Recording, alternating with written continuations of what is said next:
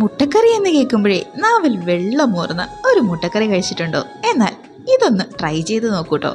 വളരെ എളുപ്പം തന്നെ ചെയ്തെടുക്കാനും എന്നാൽ വളരെ ടേസ്റ്റിയുമായിട്ടുള്ള ഈ മുട്ടക്കറി എങ്ങനെ ഉണ്ടാക്കുന്നതെന്ന് എളുപ്പത്തിലൊന്ന് കണ്ടു നോക്കിയാലോ. അതിനായി ഒരു പാൻ ഒന്ന് എടുത്ത് അടുപ്പത്തേക്ക് വെക്കുക കേട്ടോ. അതിലേക്ക് കുറച്ച് വെളിച്ചെണ്ണ ആഡ് ചെയ്ത് കൊടുക്കുക കേട്ടോ. വെളിച്ചെണ്ണ ഒന്ന് ചൂടായി വരുമ്പോഴേക്കും ഒരു 2 പട്ടയും ഒരു 2 ഗ്രാമ്പും 2 ഏലക്കയും ചേർത്ത് ഒന്നങ്ങ് മൂപ്പിച്ചെടുക്കുക കേട്ടോ. അതൊന്ന് മൂത്ത് വരുമ്പോഴേക്കും അതിലേക്ക് ഒരു 1/4 ടീസ്പൂൺ ചെറിയ ജീരകവും കൂടെ ചേർത്ത് കൊടുക്കുക കേട്ടോ. ചെറിയ ജീരകം തന്നെ ചേർക്കണം കേട്ടോ. ഈ കറിക്ക് ഒരു പ്രത്യേക ടേസ്റ്റ് കൊടുക്കും കേട്ടോ ഈ ചെറിയ ജീരകം. അതിലേക്ക് വീണ്ടും ഒരു ടേബിൾ സ്പൂൺ നിറയെ ഇഞ്ചിയും വെളുത്തുള്ളിയും അരിഞ്ഞതാട്ടോ ചേർത്ത് കൊടുക്കുന്നത്. ചെറുതായിട്ട് അരിഞ്ഞ് ചേർത്ത് കൊടുത്താൽ മതിയാവും.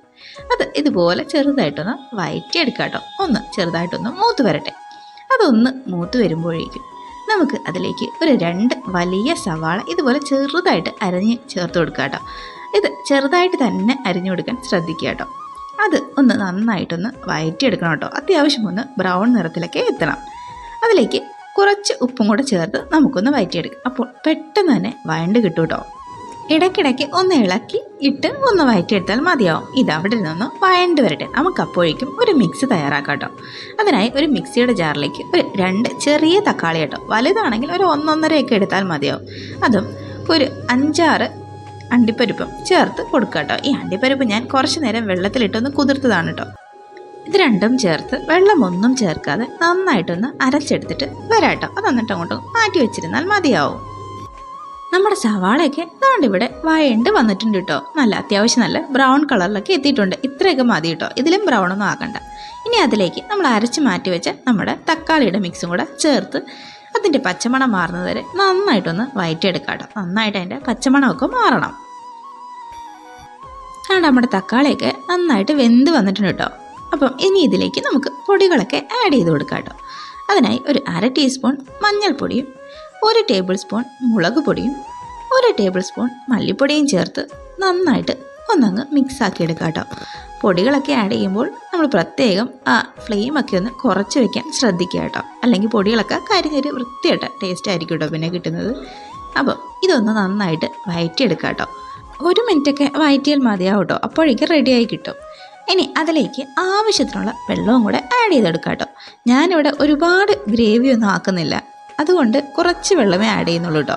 നിങ്ങൾക്ക് കുറച്ചും കൂടെ ഗ്രേവി വേണമെങ്കിൽ കുറച്ച് വെള്ളം കൂടെ ആഡ് ചെയ്യാം കേട്ടോ.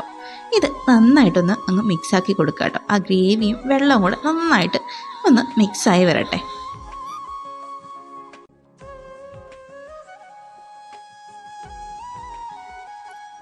ഉപ്പ് നോക്കിയിട്ട് കുറച്ച് ഉപ്പും കൂടെ ചേർത്ത് കൊടുക്കുക കേട്ടോ. ഉപ്പ് നേരത്തെയും കുറച്ച് ചേർത്തതാണ്, അപ്പോൾ നോക്കിയിട്ട് ചേർക്കുക കേട്ടോ. ഇനി ഇതൊന്ന് തിളച്ച് വരട്ടെ കേട്ടോ.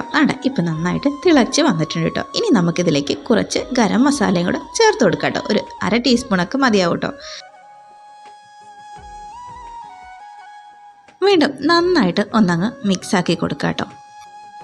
ഇനി ഇതിലേക്ക് നമുക്ക് മുട്ട ആഡ് ചെയ്ത് കൊടുക്കാം. മുട്ടയൊക്കെ പുഴുങ്ങി ഇതുപോലെ ഒന്ന് ചെറുതായിട്ടൊന്ന് വരഞ്ഞു കൊടുക്കുക കേട്ടോ. അത് മസാലയൊക്കെ നന്നായിട്ടൊന്ന് പിടിക്കാൻ വേണ്ടിയിട്ട് കേട്ടോ. നമ്മൾ അങ്ങനെ മുട്ടയെല്ലാം ഓരോന്നായിട്ട് അങ്ങോട്ട് പറക്കി അങ്ങോട്ട് ഇട്ട് കൊടുക്കാം കേട്ടോ.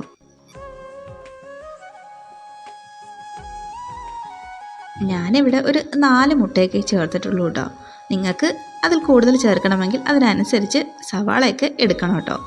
ഇത് ഇനി ഒന്ന് അടച്ച് വെച്ച് ഒന്ന് വേവിച്ചെടുക്കാം. മസാലയൊക്കെ ഒന്ന് മുട്ടയ്ക്കകത്തൊന്ന് പിടിച്ചോട്ടെ. ഒരു 5 മിനിറ്റ് ഒന്ന് അടച്ച് വെച്ച് വേവിച്ചാൽ മതിയാവും കേട്ടോ. നമ്മുടെ മുട്ടയൊക്കെ ഇപ്പം നല്ല സൂപ്പറായി സെറ്റായി വന്നിട്ടുണ്ട് കേട്ടോ. ചാറൊക്കെ നല്ല കുറുക്കി വന്നിട്ടുണ്ട്. അപ്പം നല്ല അടിപൊളി ഒരു മുട്ടക്കറി കേട്ടോ. എല്ലാവരും ഒന്ന് ട്രൈ ചെയ്ത് നോക്കണേ. ഇത് ചപ്പാത്തിയുടെ കൂടെയോ ചോറിൻ്റെ കൂടെയോ എന്തിൻ്റെ കൂടെ വേണമെങ്കിലും സൈഡായിട്ട് കഴിക്കാം കേട്ടോ. ലാസ്റ്റായിട്ട് കുറച്ച് കസൂരി മേത്തിയും കൂടെ ഇട്ട് കൊടുക്കാം കേട്ടോ. അപ്പം നല്ലൊരു മണമൊക്കെ കിട്ടും. നല്ലൊരു ഫ്ലേവറാട്ടോ ഈ കസൂരി മേത്തിക്ക്. അപ്പം നിങ്ങൾ അതും കൂടെ ഒന്ന് ചേർത്ത് കൊടുക്കും കേട്ടോ. അപ്പം എല്ലാവരും ഒന്ന് ട്രൈ ചെയ്ത് നോക്കണേ. കൂടെ തന്നെ ഈ ചാനലും കൂടെ ഒന്ന് സബ്സ്ക്രൈബ് ചെയ്ത് സപ്പോർട്ടും കൂടെ ചെയ്യണേ.